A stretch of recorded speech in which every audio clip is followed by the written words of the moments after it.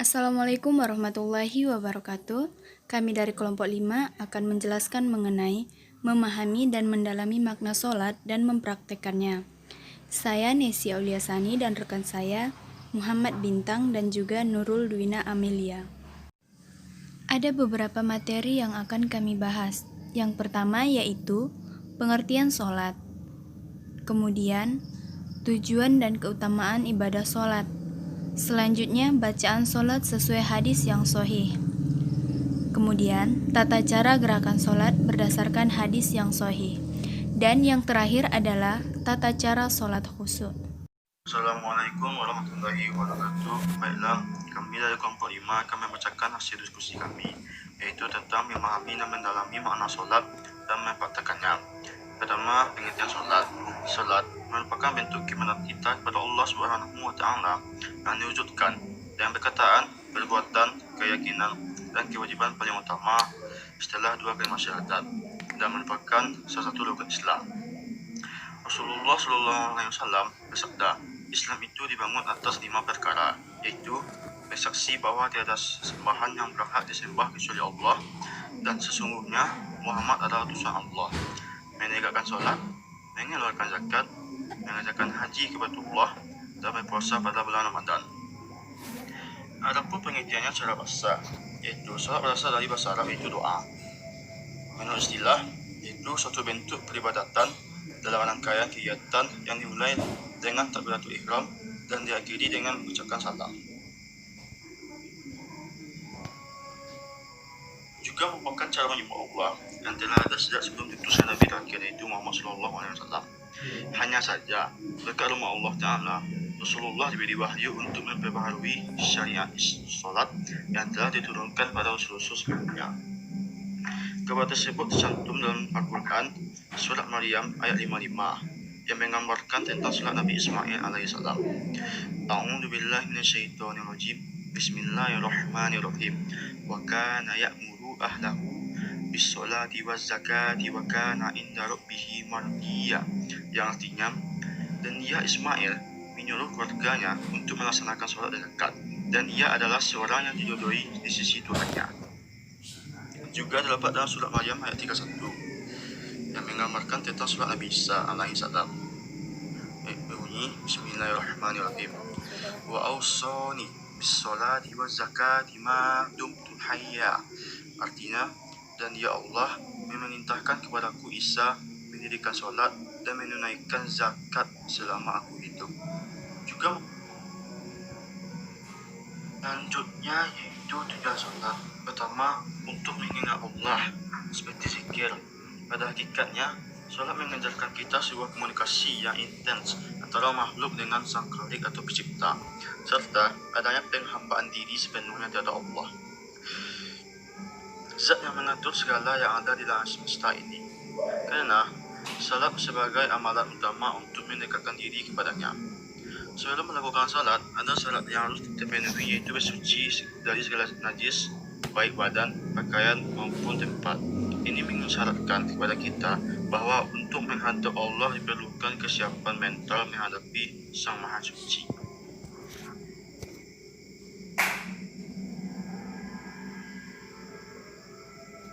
Kedua, salat berfungsi mencegah dari perbuatan keji dan mungkar. Menurut Ibnu Abbas, kata al-fahsya'ah berarti maksiat, dan al-munkar berarti sesuatu yang tidak dikenal dalam syariat Islam dan sunnah Nabi. Menurut Syekh Namawi Al-Bantani dan tafsirnya menjelaskan tentang al-fahsya'ah berarti larangan untuk menyatakan adanya Tuhan atau disebut ateis, sedangkan kata al-munkar berarti menetapkan adanya Tuhan selain Allah atau bisa disebut musyrik. Ketiga, salat mengajarkan kerukunan sesama manusia. Hal ini terdapat pada bacaan salam sebagai doa keselamatan kepada sekitar kita, baik yang dikenal maupun tidak. Hal ini sesuai hadis Nabi yang berbunyi, Muslim yang baik adalah orang yang memberikan keamanan orang lain dari gangguan ucapan dan tangannya. Serta orang yang hijrah adalah orang yang meninggalkan larangannya. Dari penjelasan ini, Muslim yang taat menjalankan perintah agama selalu menjaga perkataan serta perilakunya agar tidak menyakiti orang lain, serta berusaha menjauhkan diri dari sikap yang tidak diridhoi oleh sama muslim.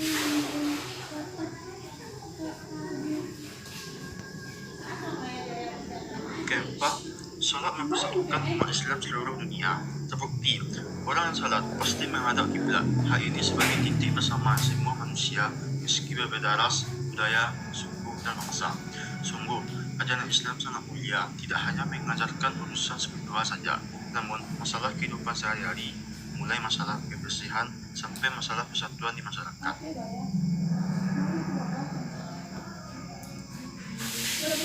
Selanjutnya, keutamaan ibadah solat. 1.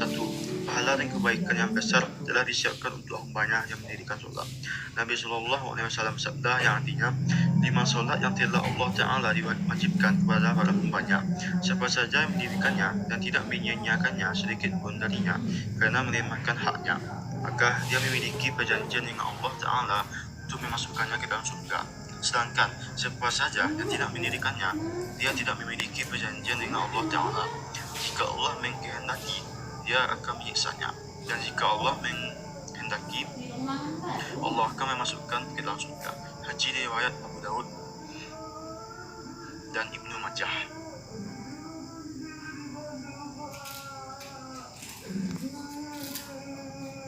Kedua, solat adalah mengukur atas dosa-dosa kecil dan membersihkan kesalahan.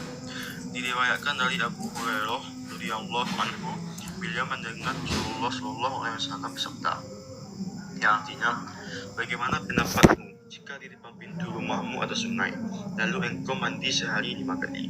Apakah tersisa kotoran di badannya? Dan dijawab, tidak akan tersisa kotoran sedikit pun di badannya.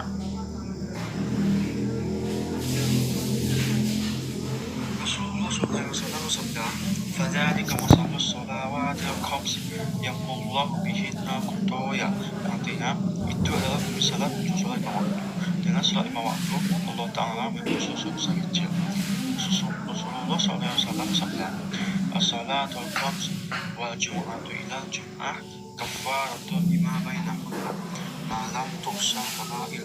Artinya, sholat 5 waktu, sholat Jumat ke sholat Jumat berikutnya adalah menggugur dosa di antara keduanya selama dosa-dosa tidak.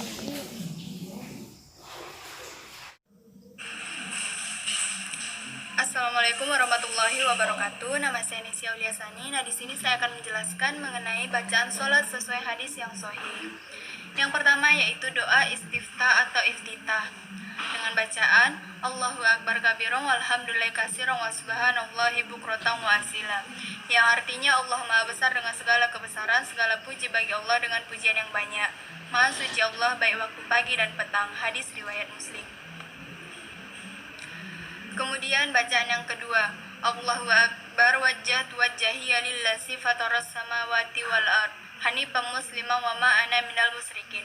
Inna salati wa nusuki wa mahyaya wa mamati lillahi rabbil alamin. La syarika lahu wa bisalika umirtu wa ana awwalul muslimin. Allahumma antal maliku la ilaha illa anta subhanaka wa bihamdika. Doa yang ketiga yaitu Allahumma ba'id baini wa baina khotoya kama ba'atta bainal masyriqi wal maghrib. Allahumma nakkihi minal khotoya kama yunaqqas saubul abyadu minad danas. Allahumma ghasil khotoya bil ma'i was salji wal barad. Yang artinya, ya Allah, jauhkanlah antara aku dan kesalahanku sebagaimana Engkau telah menjauhkan antara timur dan barat. Ya Allah, sucikanlah kesalahanku sebagaimana pakaian yang putih disucikan dari kotoran. Ya Allah, cucilah kesalahanku dengan air, salju, dan air dingin. Hadis riwayat Bukhari dan Muslim. Kemudian doa yang keempat yang artinya segala puji bagi Allah dengan pujian yang banyak, pujian yang terbaik, dan pujian yang penuh keberkahan di dalamnya. Hadis riwayat Muslim. Selanjutnya yaitu doa ruku dan sujud. Yang pertama dari Hudzaifah bin Al-Yaman radhiyallahu anhu, bahwa dia pernah sholat bersama Nabi SAW. Maka ketika ruku beliau membaca Subhana Rabbiyal Azim, yang artinya Maha Suci Rabbku yang Maha Agung. Dan ketika sujud beliau membaca Subhana Rabbiyal A'la, yang artinya Maha Suci Rabbku yang Maha Tinggi.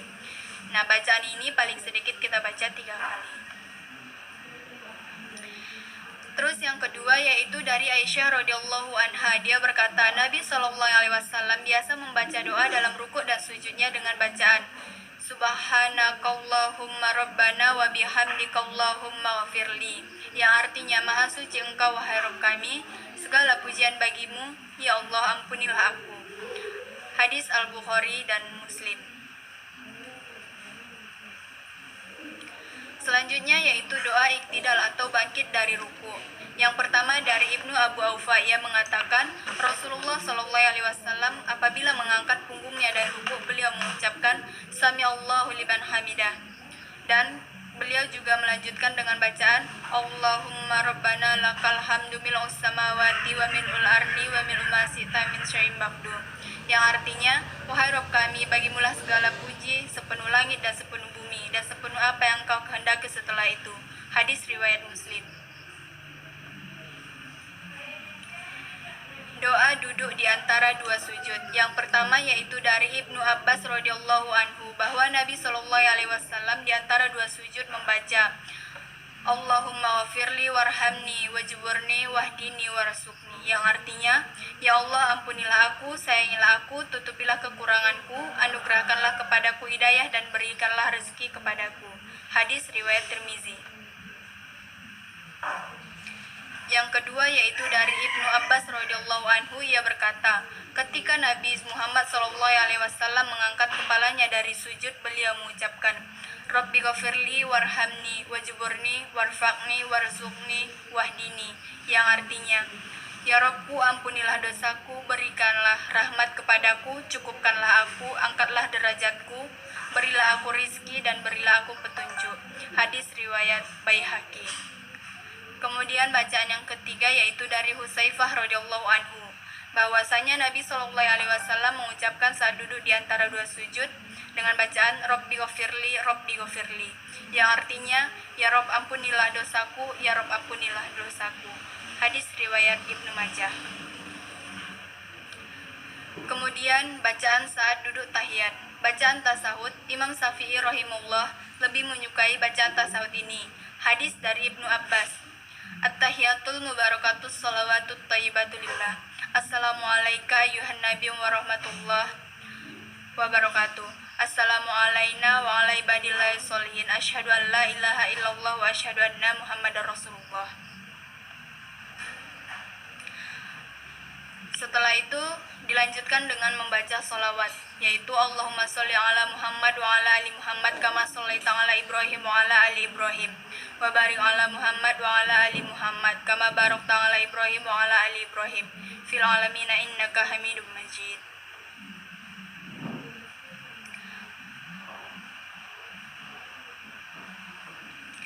Nah, kita masuk ke materi selanjutnya yaitu tata cara gerakan sholat berdasarkan hadis yang sahih. Yang pertama yaitu berniat untuk sholat. Nah, ini termasuk rukun sholat. Niat adalah maksud hati untuk melakukan sesuatu. Sholat tidak akan sah tanpa adanya niat, dan sholat tidaklah diterima jika niat sholat bukan karena Allah Ta'ala.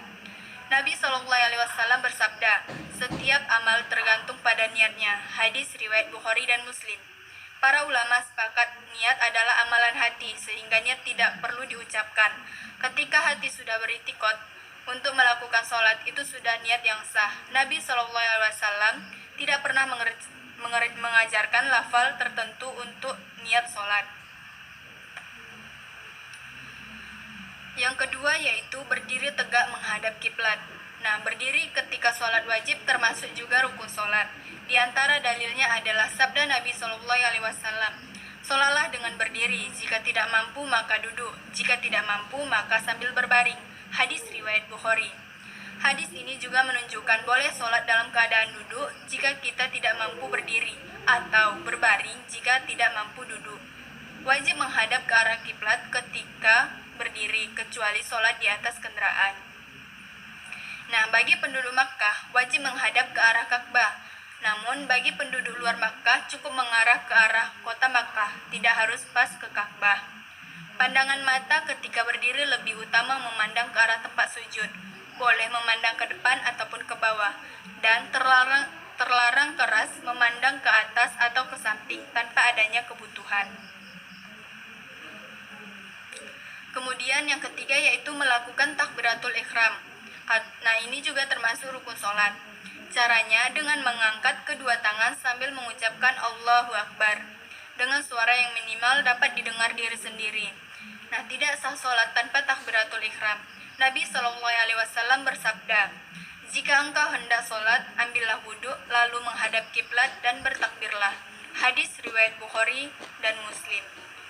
Tangan diangkat sampai setinggi pundak sebagaimana hadis riwayat Ahmad, atau pangkal telinga sebagaimana hadis riwayat Muslim. Kemudian yang keempat yaitu bersedekap. Setelah takbiratul ihram, tangan bersedekap. Nah, hukumnya ini adalah sunnah. Caranya yaitu dengan meletakkan tangan kanan berada di atas tangan kiri. Sal bin Sa'ad berkata, dahulu orang-orang yang diperintahkan untuk meletakkan tangan kanan di atas lengan kirinya ketika sholat. Hadis riwayat Al-Bukhari. Nah, di sini ada dua bentuk bersedekap yang boleh dipilih. Yang pertama yaitu al-wadu, yang artinya meletakkan kanan di atas kiri tanpa melingkar atau menggenggam. Letak tangan kanan ada di 3 tempat, yaitu di punggung tangan kiri, di pergelangan tangan kiri, dan di lengan bawah dari tangan kiri. Dalil hadis dari Wa'il bin Hujr tentang sifat sholat Nabi. Setelah itu, beliau meletakkan tangan kanannya di atas punggung tangan kiri, atau di atas pergelangan tangan, atau di atas lengan. Hadis riwayat Abu Daud yang sahih. Kemudian, cara yang kedua yaitu al-qabdu, yakni jari-jari tangan kanan melingkar atau menggenggam tangan kiri.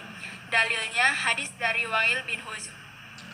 Aku melihat Nabi SAW berdiri dalam sholat. Beliau melingkari tangan kirinya dengan tangan kanannya. Hadis riwayat An-Nasai yang sahih. Adapun mengenai letak sedekap, tidak terdapat hadis yang sahih dari Nabi SAW mengenai hal ini. Sehingga perkaranya longgar, boleh di dada, boleh di perut, atau juga boleh di bawah perut. Semua ini ada contoh dari salafus solih. Kemudian doa istiftah. Hukum membacanya adalah sunnah. Ada beberapa macam jenis doa istiftah yang dibaca oleh Rasulullah SAW. Nah, ini tadi udah dijelaskan di slide sebelumnya. Yang keenam yaitu membaca ta'awuz lalu basmalah. Setelah membaca istiftah lalu membaca ta'awuz, hukumnya ini adalah sunnah. Ada beberapa bacaan ta'awuz yang sahih, diantaranya yaitu A'udzubillahi minasyaitonirrajim.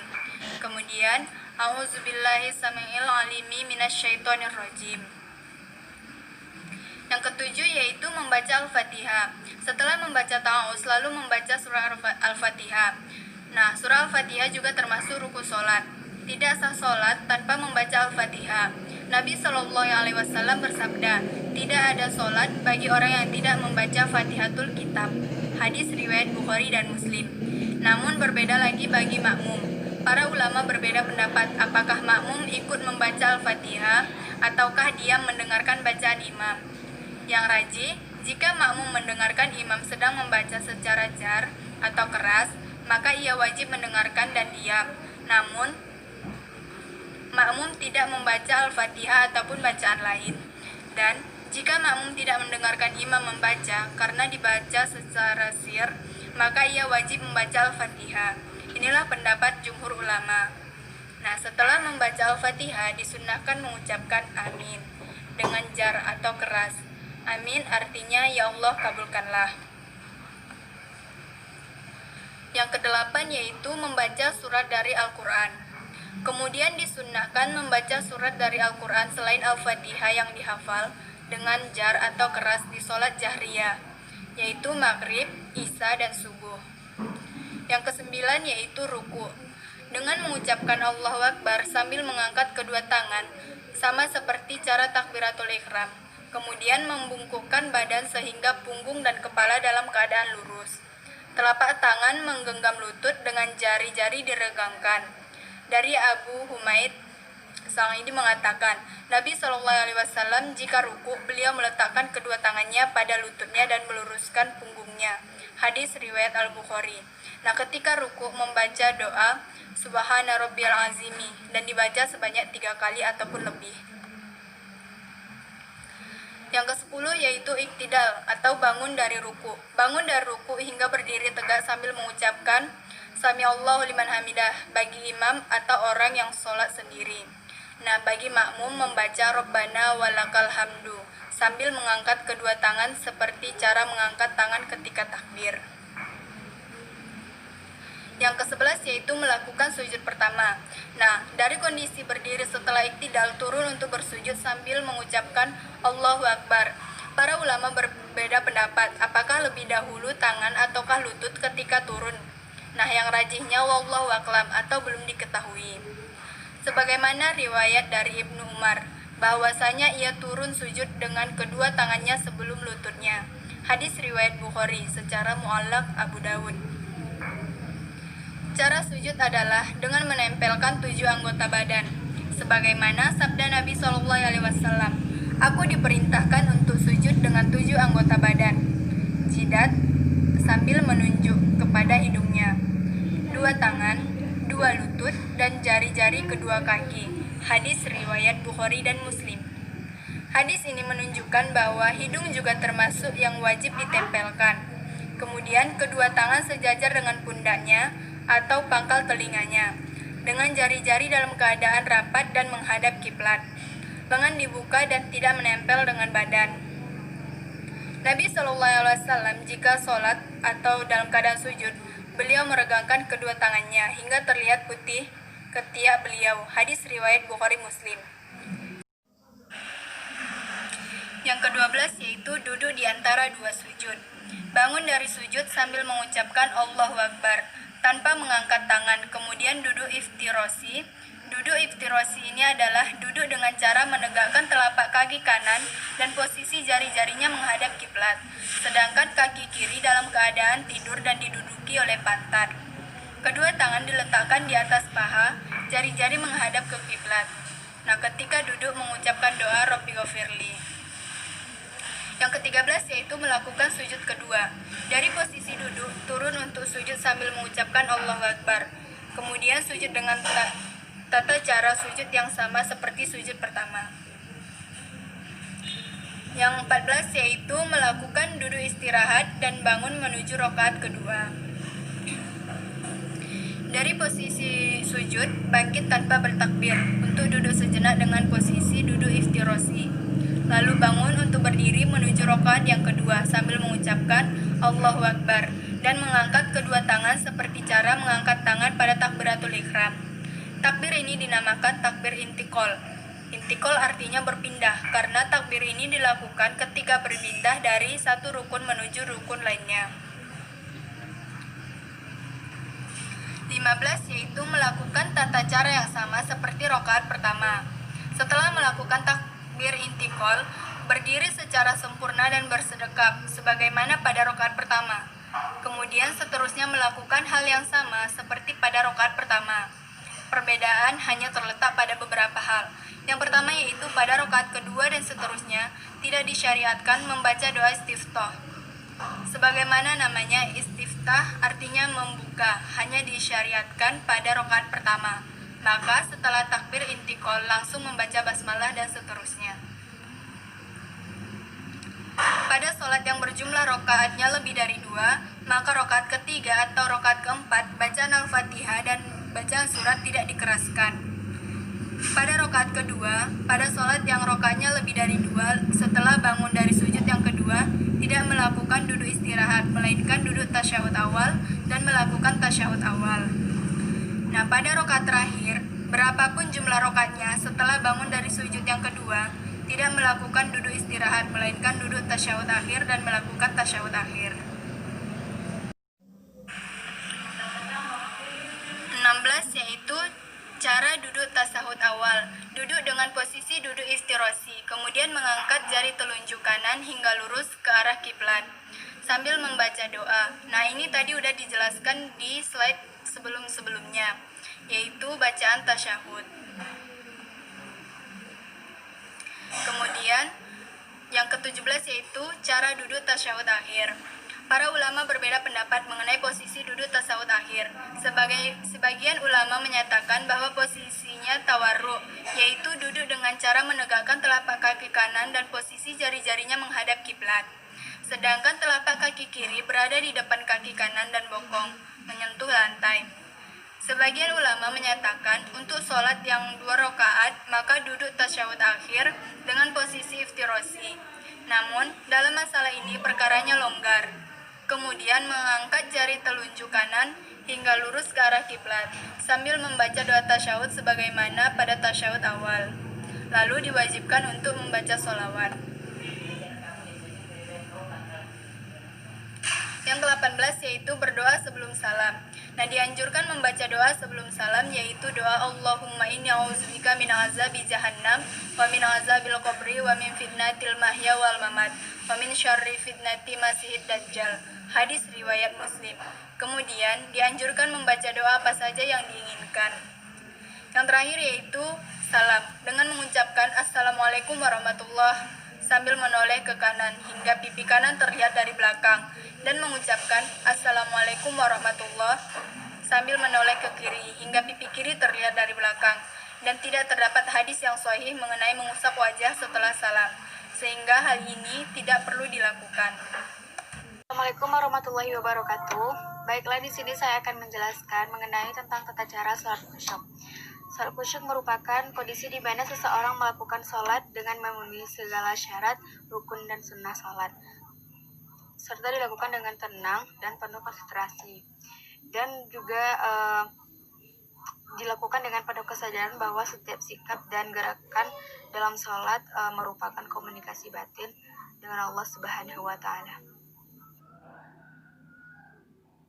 Adapun tata cara sholat khusyuk yang dijelaskan dalam hadis Rasulullah SAW sebagai berikut. Yang pertama yaitu mempersiapkan diri sepenuhnya untuk sholat. Adapun bentuk-bentuk persiapannya yaitu ikut menjawab azan yang dikumandangkan oleh muadzin. Kemudian diikuti dengan membaca doa yang disyariatkan. Lalu bersiwak karena hal ini dapat menyegarkan mulut dan menyegarkannya. Kemudian memakai pakaian baik dan bersih. Kedua yaitu tumakninah. Rasulullah SAW bersabda, seburuk-buruknya pencurian yang dilakukan manusia adalah orang yang mencuri dalam sholatnya. Para sahabat bertanya, ya Rasulullah, bagaimana orang yang mencuri sholatnya? Lalu beliau bersabda, ia tidak menyempurnakan ruku, sujudnya, dan khusyuknya. Hadis riwayat Ahmad.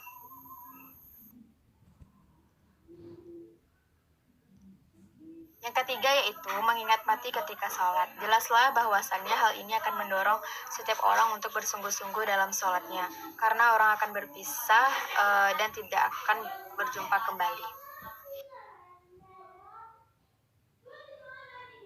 Yang keempat yaitu menghayati makna bacaan sholat, sebagaimana firman Allah Subhanahu wa Ta'ala dalam Al-Quran surah Shad ayat 29. Dengan memahami maknanya, maka seseorang akan dapat menghayati dan berpikir tentangnya, sehingga mengucurlah air matanya karena pengaruh makna yang mendalam sampai ke lubuk hatinya.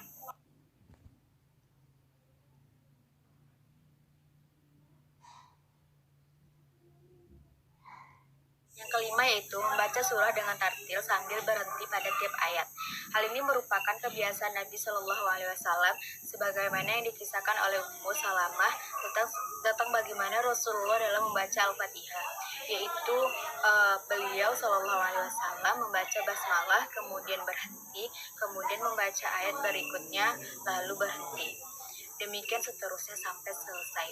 Hadis riwayat Abu Daud nomor 4001. Yang keenam yaitu meyakini bahwa Allah akan mengabulkan permintaan hambanya ketika seorang hamba sedang melaksanakan sholat.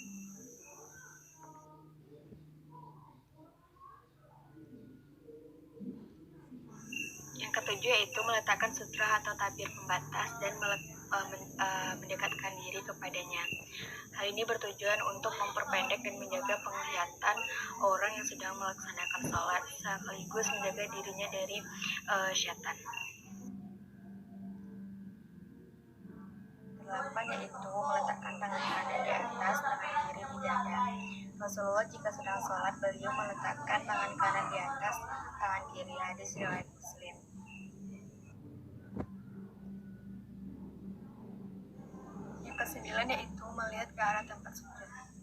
Aisyah radhiyallahu anha berkata, Rasulullah Shallallahu Alaihi Wasallam jika sedang sholat, beliau Shallallahu Alaihi Wasallam menundukkan kepala serta mengarahkan pandangannya ke tanah atau tempat sujud.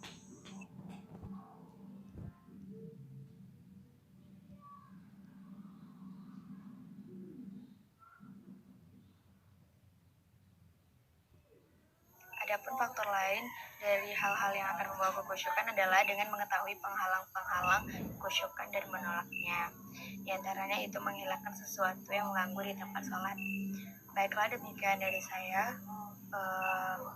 Wassalamualaikum warahmatullahi wabarakatuh.